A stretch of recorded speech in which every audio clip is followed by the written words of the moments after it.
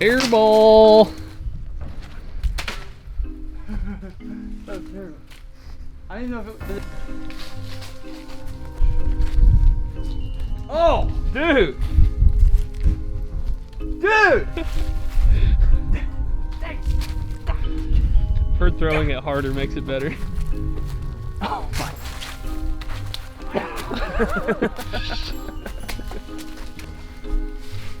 They ain't baseball players. Oh, whiff.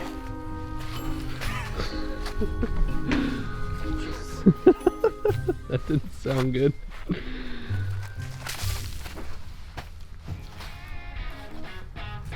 Look at that one.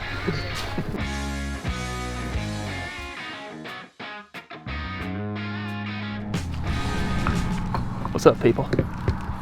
Just get my boat all prepped up, you know, ready for a nice lovely day on the lake. Or should I say, the pond. Guys, we are launching this boat today on CJ's pond. That's exactly what's going down. I'm a little nervous because this pond is not built for a bass boat, and this bass boat is not built for launching where there's no ramp.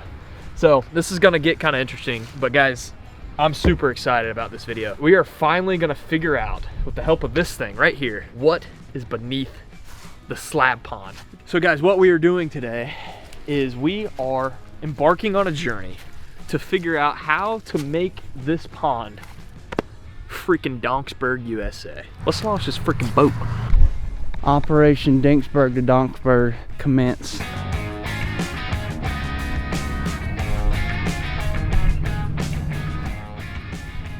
The biggest problem with launching a boat in a situation like this is the ramp might not be steep enough to float the boat before your whole truck is like in the water. We might need to throw her in reverse, give her a little kick, a little help. I'm a little sketched out. It'll be fine.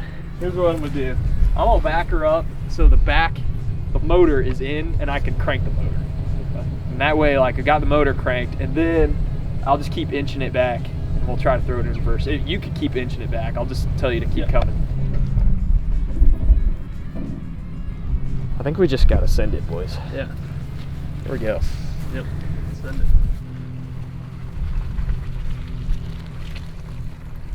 Oh, that thing's so good. So far, so good.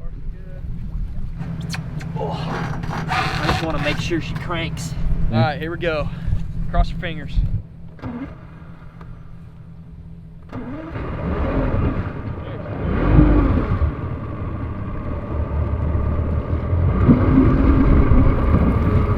Yay!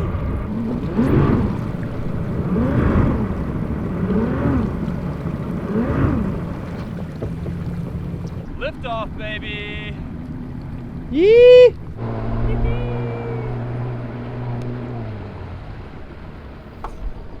I did not know this guy was being serious when he said we were going to put a bass boat in the farm pond, but yeah, man doesn't play around.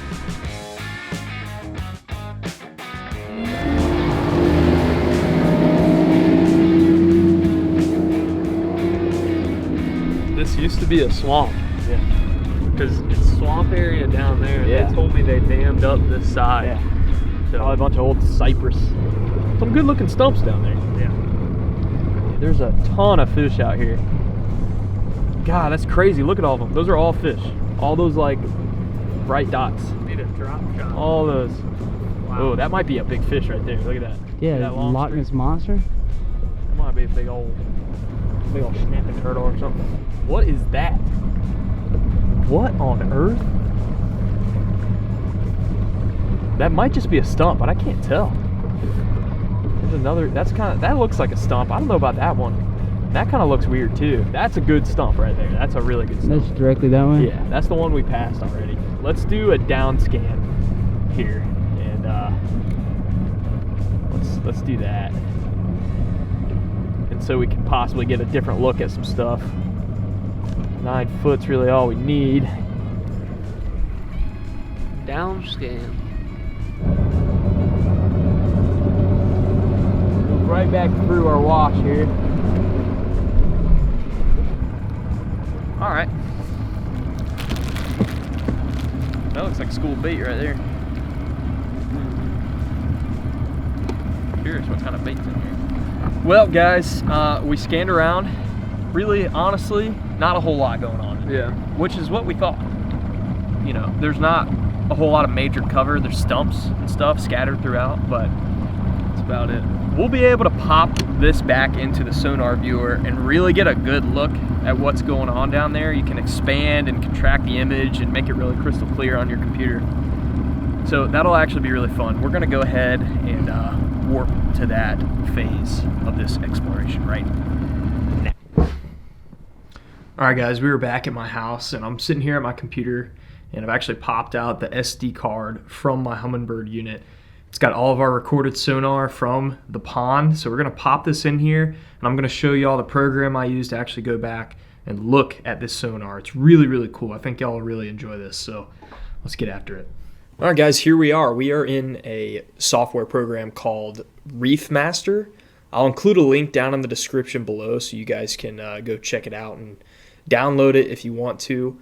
I really like this software. I will say it's a little finicky at times. It has a tendency to crash on you if you don't have kind of like the right system sort of specs. You kind of have to have a somewhat powerful system to run this stuff, because this sonar data is actually there's a lot of data here, multiple gigs that it's trying to cycle through. But what is super cool about this software is not only can you view the sonar recordings, as you guys can see, I'm looking at the side scan, I'm looking at the down scan up here. I can actually come over here and check the 2D sonar as well. Really cool.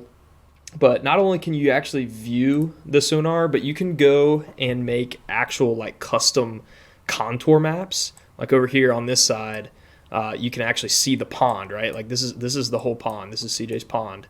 It's basically like a satellite pulled like map that they use here, and you can basically create custom contour maps using the sonar data that you've recorded. We can see some of the things that are hiding under CJ's pond with this. So if we just scroll along here, you guys can already see, if you look on the big map here, I mean, you can see all these dots. Those are all like brim beds and stuff.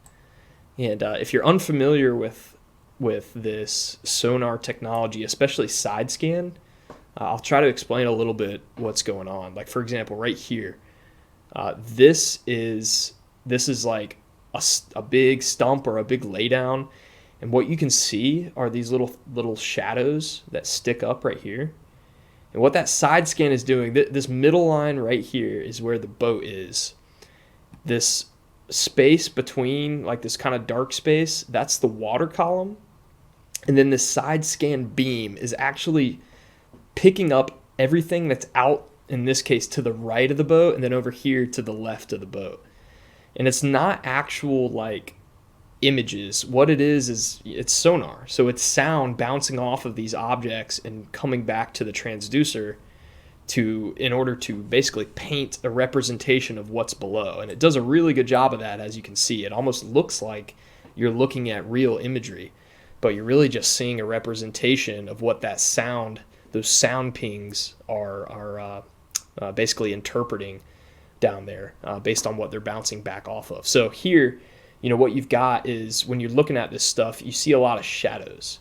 So right here, we got a big shadow. You see these coming up, those are shadows.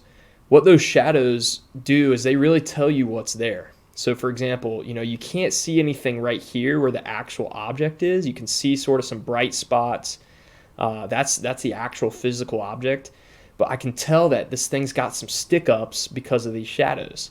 So that sound, that sonar beam is bouncing off those sticks, and then behind it, there's no data. That's basically the absence of data, the absence of that sound being able to reach there, because it's bouncing off of what's actually there. And then the other thing that you're seeing a lot of, honestly, is fish. All these dots that are suspended like this, right here, and especially on downscan, you can see a big pod of them right here. Those are all fish. Like, this is great. Like, look at this, guys. You can just see all this data out here. All those bright dots, those are all fish. And there's just wads of them out here. tons of them.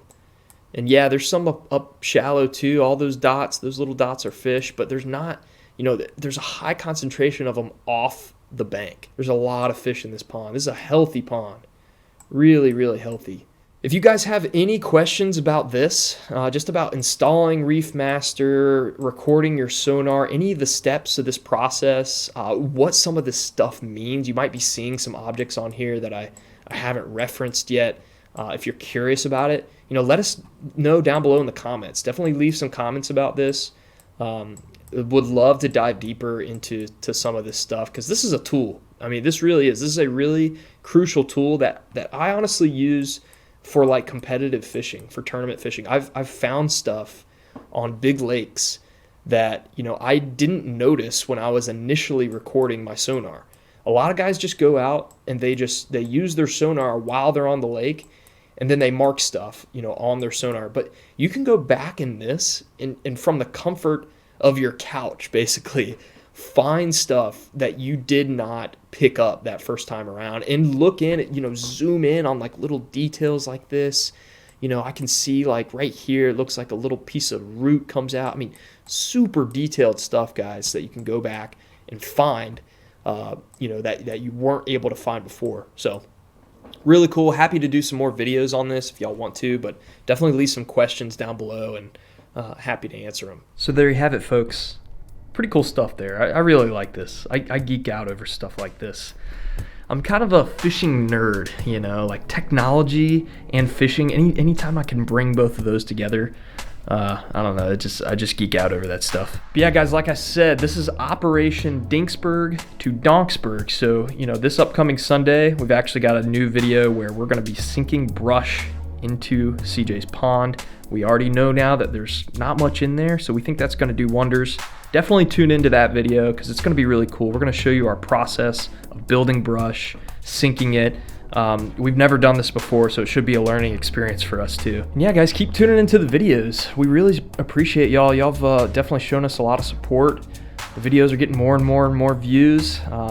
You know, we're growing here, and we want to keep delivering y'all awesome content. That's all I got, guys. Thank you so much for watching. Be sure to tune in to Sunday's video. And hey, remember, all it takes is one.